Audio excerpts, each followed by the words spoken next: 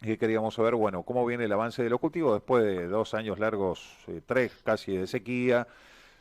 Hablábamos del último informe de la Bolsa de Cereales, que reportó un 41% de disminución en lo que hace a los granos en la provincia de Entre Ríos. Comparado con años anteriores. La verdad que años que han pasado realmente muy complejos y este último ha sido el peor de todos. La próxima temporada sea mejor. Esperemos. Que cambie algo. Por eso lo tenemos a Eduardo Petti en línea, a ver cuál es su mirada, ¿no?, de cómo vienen los cultivos de invierno para arrancar. Eduardo, buenos días. Andrés Ottawa, Rubén Escubi lo saludan. ¿Cómo está usted? Hola, buenos días, Andrés, Rubén, ¿cómo andan? Muy bien, muy bien. Bueno, primero, gracias por atendernos y segundo, ¿cómo vienen los cultivos de invierno? Mirá, la verdad que empecemos por el trigo, si te parece. ¿Cómo no? Si les parece. Adelante, adelante. El trigo, las perspectivas para el trigo que veo son buenas. Ajá. Tanto los lotes de ciclos largos, sembrados en mayo, como después todos los lotes de ciclos cortos e intermedios, vienen bien, con un potencial de rendimiento bueno. Todavía falta, claro. Falta octubre, que octubre se definen cosas importantes. Todo lo que es la cuestión sanitaria del trigo, mancha amarilla, roya, y después el fusarium, que es una enfermedad, un hongo que afecta la parte de la espigazón cuando está en flor, que es muy determinante para el rendimiento. Si lo que falta viene el clima benévolo, yo creo que podemos tener rendimientos de trigo altos. Eso es importante. Ahora, la pregunta, Eduardo, hablando de trigo, me quedé pensando porque tuvimos un invierno, sí, ya prácticamente está terminando el invierno, un invierno bastante raro, con muchos días de calor, mucha radiación, si bien las horas de sol son las típicas de invierno, pero con cambios térmicos atípicos para lo que es un invierno. ¿Esto influyó en el trigo o no afectó en nada? Mira, el trigo necesita que los inviernos sean fríos para que macolle, digamos, pero no utilizamos variedades de trigo con una alta vernalización. O sea que con un poco de frío se las arregla. Por supuesto que el frío le viene bien para el macollaje, pero sin embargo, aunque vos lo que decís es correcto, que el invierno no fue un invierno bien marcado con fríos importantes, los trigos están buenos igual. Ah, bien. Están buenos igual. La verdad que lo que sí viene todo como desfasado, ¿no? Deberíamos estar con temperaturas más altas y todavía la temperatura no quiere arrancar, digamos, viene como todo desfasado. Sí. Viene con delay, dijera un amigo mío. Viene con delay, exacto. Eduardo, y la cosecha de trigo en Entre Ríos, ¿fue la esperada? ¿Qué es lo que dicen los productores? La siembra, decís vos. La siembra, perdón. Sí.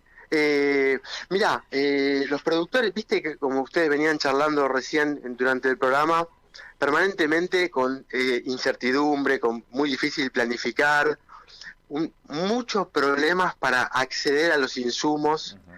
Por muchos momentos de la campaña no había precio, post elecciones no podías comprar insumos, no había la verdad que hoy en día veo que hay una ingeniería administrativa para el productor agropecuario que tiene que ponerle mucho tiempo a todas esas cuestiones para poder hacer las cosas bien. Digamos, hoy en día algo tan básico como poder acceder a insumos, fertilizantes, acceder, no es tan sencillo. No es tan sencillo. Entonces, a veces tenemos que sacar foco y tiempo en lo que realmente impacta más, que es la artesanía de la producción, en toda la cuestión administrativa, financiera, formas de pago, conseguir los insumos, no es menor. Y toda esa complejidad es permanente. Pasa que ya nos estamos acostumbrando y nos vamos manejando como gato entre la leña, pero la verdad que el tema de insumos es complejísimo. O sea, trabas propias generadas por el Estado, Eduardo. Sí, correcto. Sí.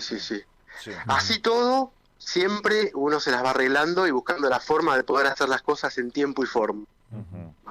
Días pasados. Pero Sí, No, no, perdón, escucho. perdón que lo corté. Dele más. Que sí, que siempre buscamos la forma de poder llegar a ser, tener los insumos en tiempo y forma es muy relevante para la producción, digamos, cada etapa fenológica de un cultivo necesita de tal insumo y poder acceder a ello es fundamental.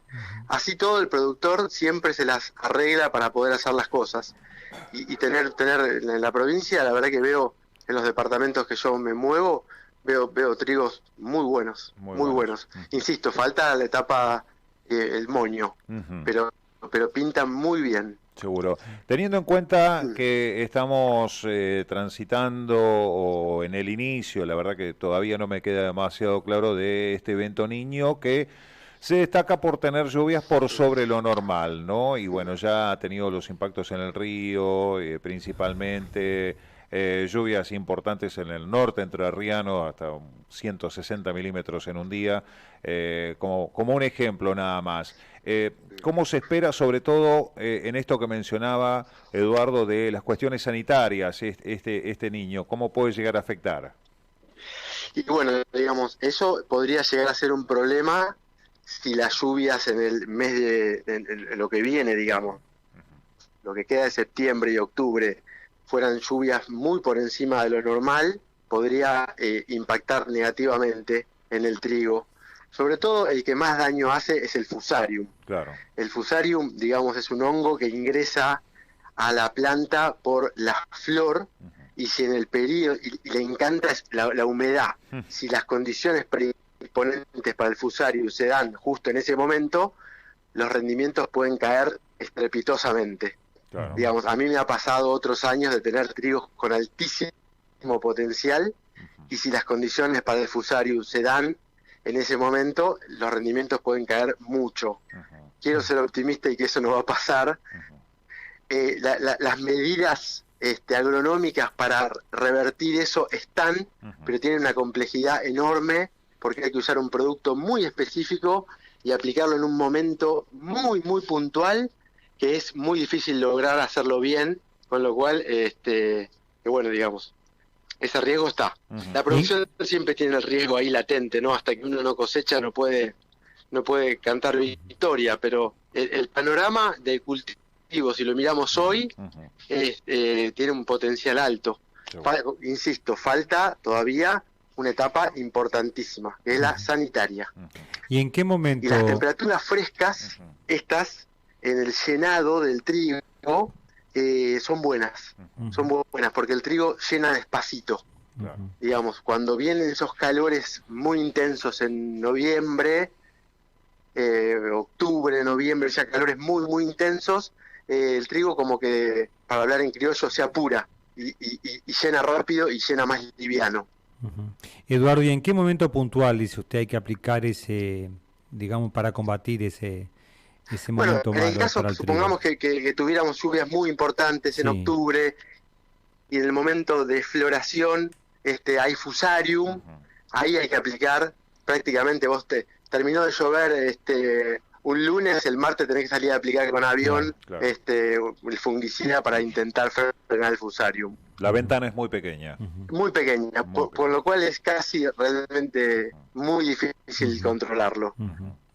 Eduardo, y aparte de trigo, ¿qué más se ha hecho en la provincia de invierno? ¿Cultivo de cobertura? ¿Qué más?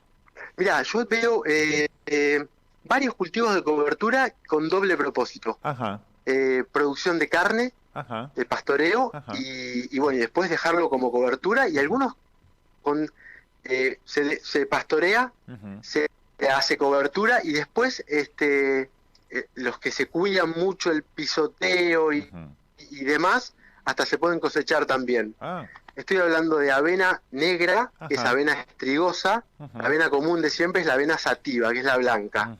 Es la típica avena de pastoreo que usamos toda la vida. claro. La avena estrigosa es una avena de ciclo más corto, con mucho mejor perfil sanitario, pero un ciclo más cortito, digamos, se semilla mucho más rápido. Esa avena se usa mucho pues, de cultivo de cobertura.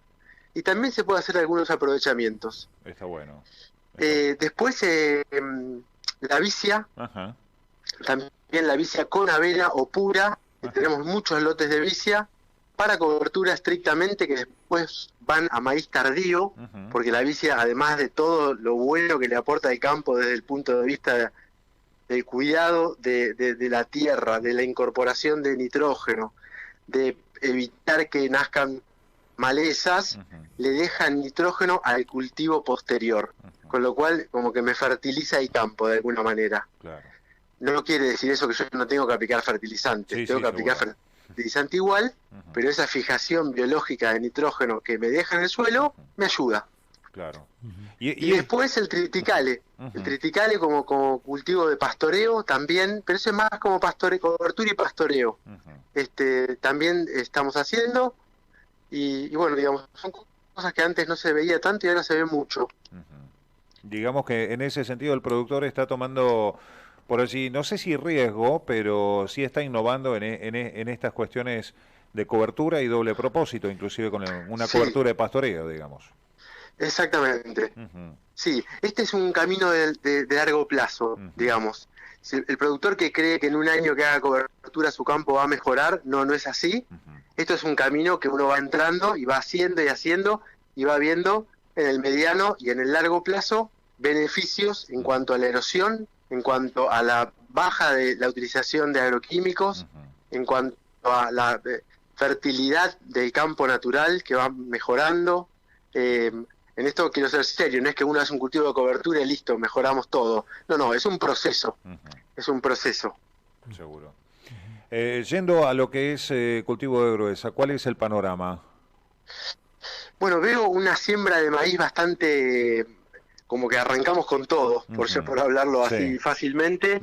No tengo el dato exacto, pero imagino que debe ir como el 50% de siembra o 40% de siembra.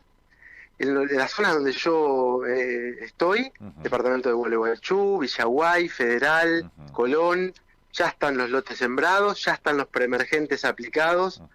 Las condiciones, la temperatura del suelo es correcta, la ambiental está medio fresco, pero la temperatura del suelo es correcta para sembrar, por eso se largó a sembrar. Y vienen bien los nacimientos, y hubo esas lluvias para sellar los lotes, que actúen los preemergentes, los herbicidas que utilizamos para controlar malezas. También veo un buen arranque. Eduardo, y el tema de la creciente, las lluvias del norte en Brasil, ¿eso también hay inquietud entre los productores en nuestra zona? Sí, bastante, te diría. La verdad que yo trabajo en establecimientos que manejan campo bajo y decíamos, no puedo creer de 3 años de sequía ahora estar preocupado por la inundación. La verdad que sí, digamos, es bastante duro. Hay, digamos, cuando Concordia está casi en 11 metros, 10,70 creo que hizo ayer, y cuando llega a los 11 con Concordia, nosotros acá semáforo amarillo, digamos, no rojo, pero yo estuve ayer en Costa Uruguay, en campo contra el Uruguay, recorriendo, y el agua está alta, el agua, digamos, todavía sin ingreso al campo, pero está alta. Cuando se combina sudestada con valores altos de río, ahí viene el problema, digamos. Se hace el tapón, que el agua no corre, y bueno, digamos, toda la zona aledaña acá podríamos tener problemas. No quiero alarmar, solamente estar atentos. Hay mucha información, la CARU, hidrología, permanentemente estar atento porque está creciendo. Y Eduardo, ¿y contra esto se puede hacer algo o no se puede hacer nada? Es la naturaleza y bueno, nada más que esperar. Es la naturaleza, sí. Hay campos que por supuesto tienen manejo de agua, con diques y con puertas y bombas, y hay otros campos que no, digamos, que están menos preparados para estas situaciones. Vos sabés que es notable el campo bajo, como la sequía, digamos, empezaron a aparecer especies que yo nunca había visto en mi vida, especies de campo alto, digamos. Ha cambiado la fisonomía por la seca. Claro. Y bueno, y ahora se está restableciendo el régimen de pluviometría y están volviendo a aparecer especies, el porotillo, el junquillo, el carrizal, camalotes, especies bien de ambiente semibajo encharcado, especies semiacuáticas, y empezaba a haber cardo, empezaba a haber... Yo recorría con un encargado de un campo el miércoles, le digo, Rubén, ¿vos viste cardo alguna vez en tu vida acá? No, nunca en mi vida. ¿Qué hace el cardo acá? Y si este está todo seco esto hace 3 años. Claro. La naturaleza responde rápidamente. Bueno, ahora parece que se va a volver al ambiente que corresponde. El tema es que no nos pasemos de rosca, ¿no? De rosca. Claro, sí. Eduardo, y desde el punto de vista de la ganadería, los productores que no solamente trabajan con la parte agropecuaria, sino que están también con vacunos, con otros animales, ¿cómo está esa situación? Mira, yo tengo una teoría, viste que dicen, no, la ganadería,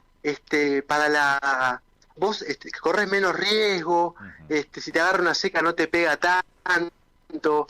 Yo creo que eso es un mito que hay que derribar.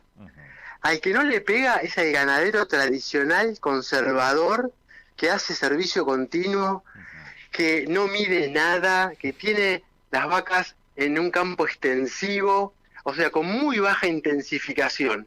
Cosecha el 50-60% de los terneros, de 100 vacas con suerte cosecha 50-60 terneros, índice reproductivo bajísimo. Ese no se da cuenta, porque el año bueno tampoco le impacta tanto. La vaca se preña cuando está gorda, cuando está flaca no se preña. Ahora, el ganadero que intensifica, que hace silo, que hace pastura, que hace verdeos de invierno, de verano, que suplementa, que tiene una carga por hectárea alta, la sequía le pegó más que al agricultor. Te destruye el plan forrajero. Estas últimas sequías, vos una pastura perenne que tiene que durar 3-4 años, la sequía te la eliminó y tenía que durar 4 y duró 0. Claro. Entonces, al ganadero intensificado, la seca le pega más que al agricultor. Ibas a picar 20 toneladas de materia seca, picaste 5. El verdeo de invierno no anduvo, el de verano no anduvo, la pastura se rompió. Estamos empezando de 0 a armar cadenas forrajeras. O sea, pues nada, el comentario de color, digamos, ¿no? A la ganadería la seca no le pega. ¿Quién le va a pegar? Le pega peor. Claro. Sobre todo aquel que tiene, como decía usted, los números bien finitos. A la ganadería de alta intensificación. A la ganadería de alta intensificación la seca pega fuertísimo. Seguro. Porque te desarma todo el plan forrajero. Y bueno, y ahora estamos armando, bueno, esta más o menos quedó, una intersiembra, esta hay que hacerla de nueva. Y otra cosa grave que pasó este año, muchachos, es que no había semilla, no hay semilla. Los efectos de la sequía del año pasado se están viendo ahora. Costó un horror conseguir sorgo forrajero. Moa, no hay. Para picar, no hay. Entonces, quiero restablecer y no hay. Y lo que hay, valores 3 o 4 veces más de lo que vale históricamente. Ese dato no lo tenía. O sea, no hay porque la empresa X que hace sorgo para forrajero, un desastre. El sorgo no se hace bajo riego. Claro. El maíz sí se hace bajo riego, la semilla, ¿no? Estoy hablando. Entonces, maíz de semilla hay, porque se hace bajo riego. El sorgo forrajero, el sorgo silero, no se hace bajo riego, se hace en secano. Entonces, las empresas que producen semilla no tuvieron muy mala producción, poquísimo. Y con esta situación de que la gente tiene que restablecer sus cadenas forrajeras, al no haber semilla, doblemente complejo. Claro. Eduardo, y el tema de las importaciones, los fertilizantes, semilla, ¿cómo se ha manejado? ¿Los productores cómo han reaccionado ante esta situación? Súper complejo. Este año, en el periodo, las pasturas perennes se siembran en otoño, y las empresas que traen semilla de Uruguay, por ejemplo, que contábamos con mucha semilla de Uruguay, ya sea para pasturas, hablo, por ejemplo, trébol blanco, trébol rojo, lotus, festuca, cebadilla, raíces, no podían pasar, nos reuníamos con las empresas y tenemos stock de semilla del otro lado, pero no la dejan pasar y nos liberan cuotitas mínimas. Y yo le decía, pero se pasa la fecha de siembra. Claro. Le digo, estamos haciendo los reclamos permanentes y no se podía pasar. Y bueno, fueron liberando, no sé el término técnico, si es cupo, si es canon, si es cuota, Sí. pero liberaban, llamábamos todos los días, ¿entró la semilla? No entró. ¿Entró la semilla? No entró.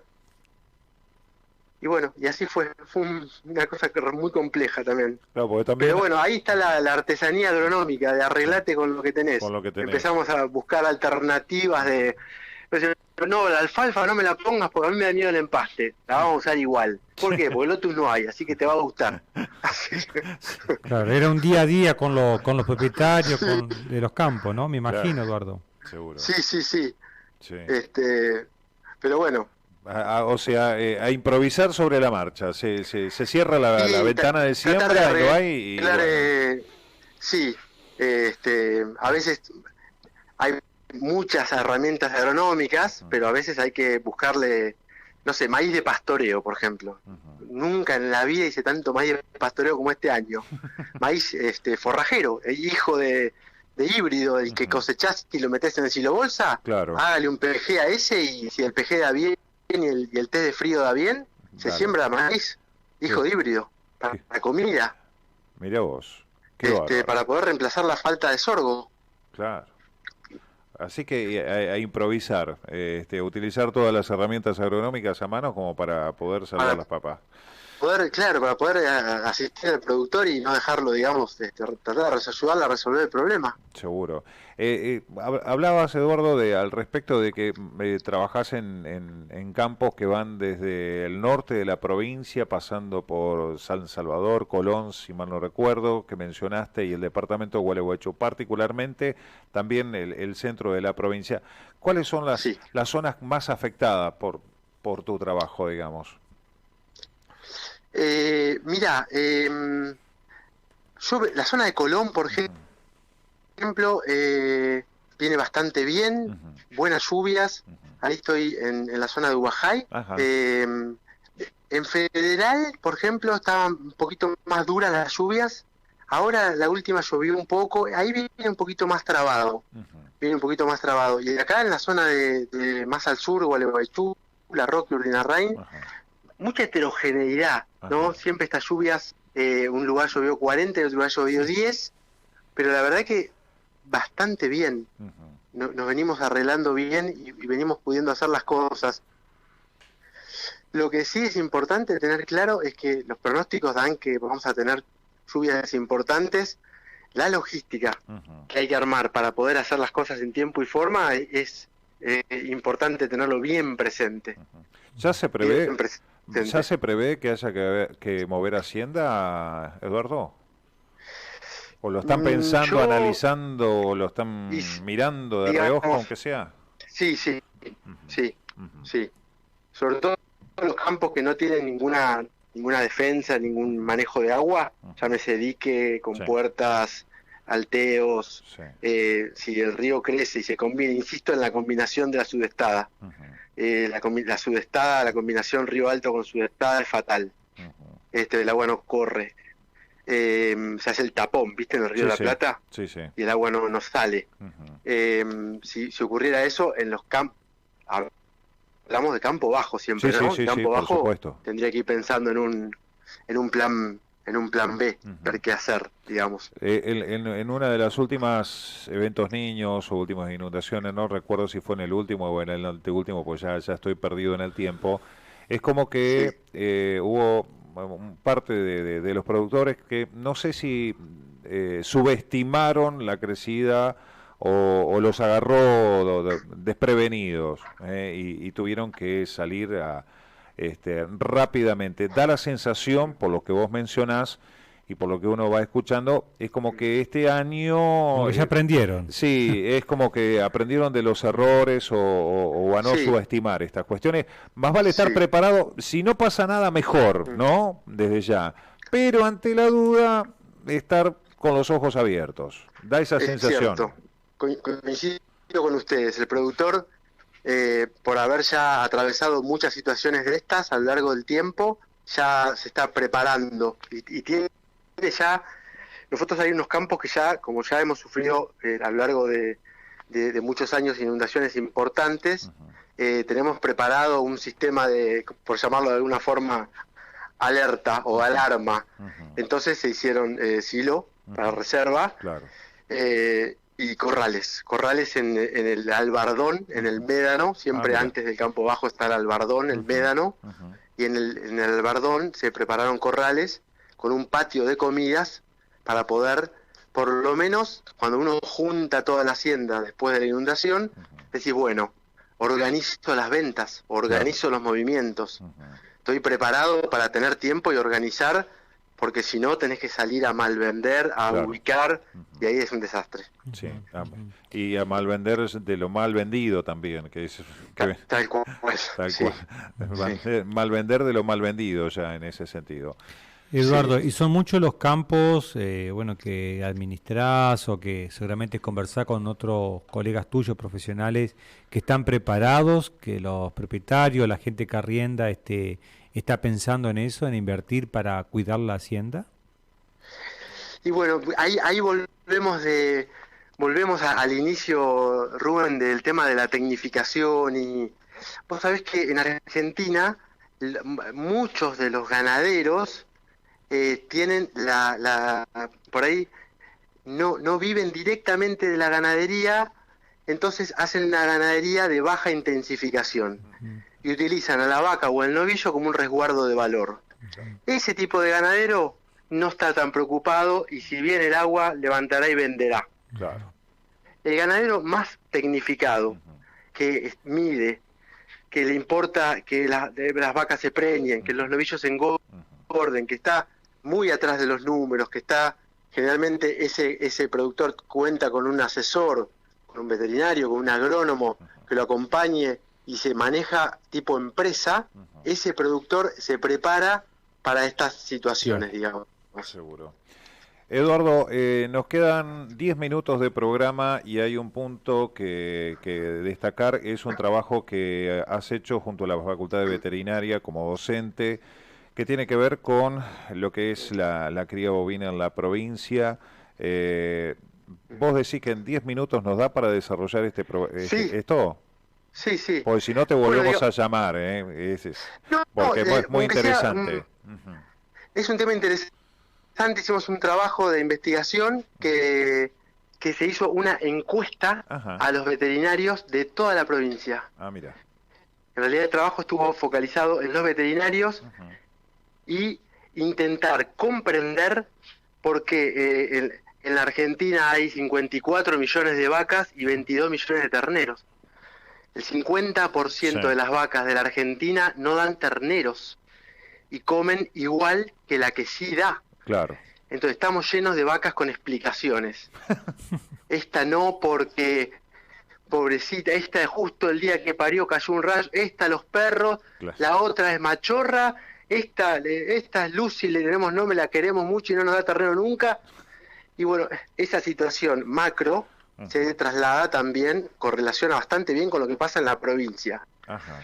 Entonces intentamos comprender, porque la Facultad de Veterinaria, desde la cuestión veterinaria, qué pasaba si es una cuestión de que los productores no adquieren la tecnología, por qué se hace servicio, todavía se hace servicio continuo en muchos. La ganadería de cría tiene un atraso, muchachos, importante. Digamos, es un eslabón que tiene un atraso, una cuestión de esto que hablamos, de que está visto como una cuestión de tenencia y la parte productiva. ¿Cuántas vacas tenés? 200. Che, yo tengo 200 vacas. ¿Y cuántos terneros sacás? 100. Bueno, pero yo tengo mis 200 vacas. Somos horribles como criadores. Claro. Pero tengo las 200 vacas. Entonces, trabajando fuertemente sobre eso para entender por qué. Australia, 85% de destete, Estados Unidos cerca del 90%, Argentina 60%. Tenemos mucho que trabajar como técnicos, con las instituciones, con las facultades, para mejorar eso. Sobre todo porque hay una cuestión, una mirada mundial en la cuestión de las huellas de carbono, de la sustentabilidad de la producción. Tener vacas que no dan ternero es carísimo y es malo para el planeta. Entonces, este estudio trató de entender localmente qué es lo que pasaba. Y bueno, las respuestas obtenidas tienen mucho que ver con todos. La aversión de muchos productores a tecnificarse. El proceso de tecnificación muchas veces viene de la mano del cambio generacional. Ajá. El papá no quiere saber nada con hacer una inseminación artificial, pero el hijo sí. Entonces, las generaciones, hay un cambio generacional y eso también a veces ayuda. Capaz que el padre no quiere, pero el hijo que está estudiando veterinario agarró y me dice, dale viejo, vamos a hacerlo. Bueno, dale, vamos a hacerlo, dale. Pero vos me hacés gastar, ¿viste? Sí. Y bueno, y se va armando. Yo soy optimista pero lo primero es conocer la realidad. Claro. La realidad es que en cría tenemos valores muy complejos. Así que hay mucho trabajo por hacer.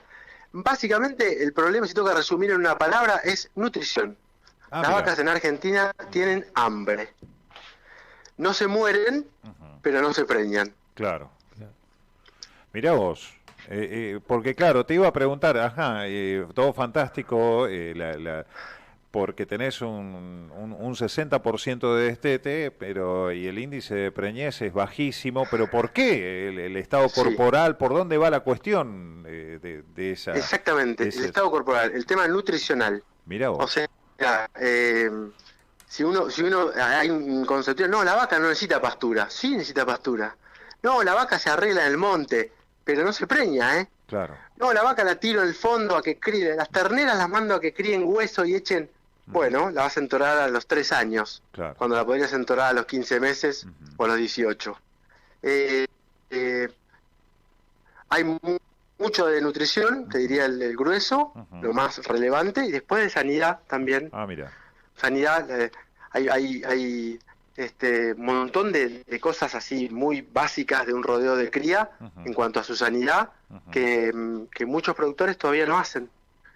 Los veterinarios están, los productores están, hay muy buenos veterinarios pero no se les permite hacer los trabajos. Claro. Estoy hablando de sangrado para brucelosis, estoy hablando de vacunaciones reproductivas, estoy hablando de tacto.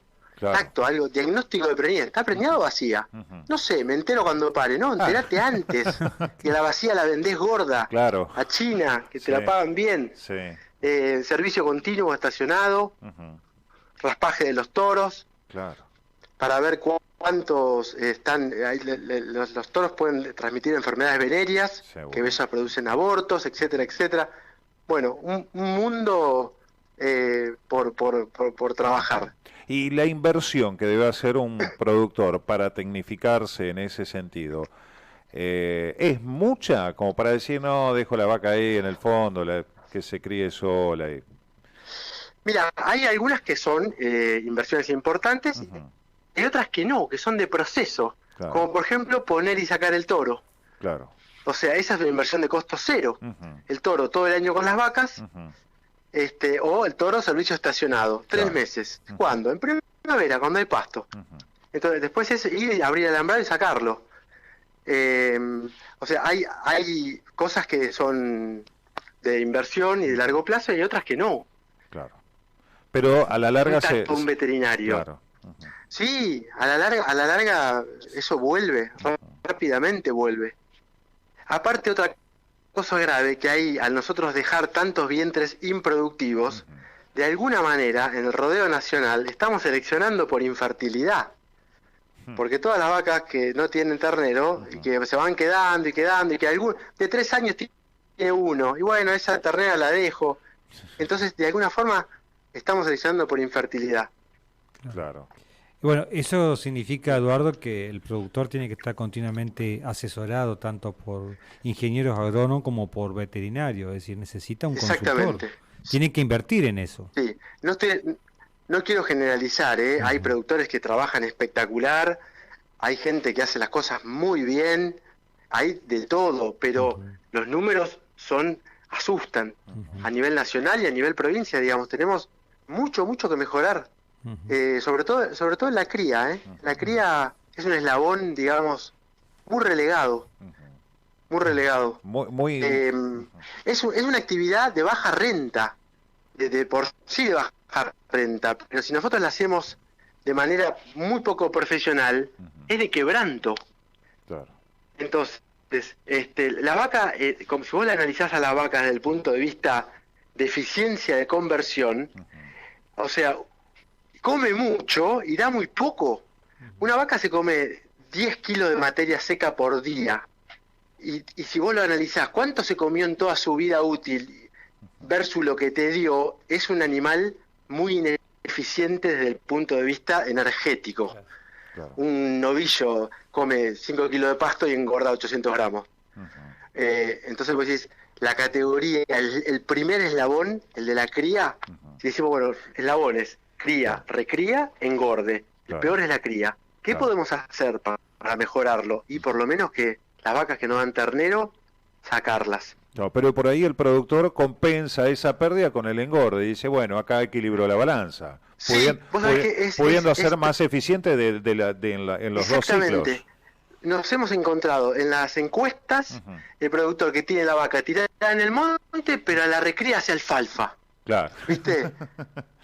Claro, sí, bueno, y después el engorde tiene un corral prolijo y bien hecho, pero la cría es como sentenciada al fracaso.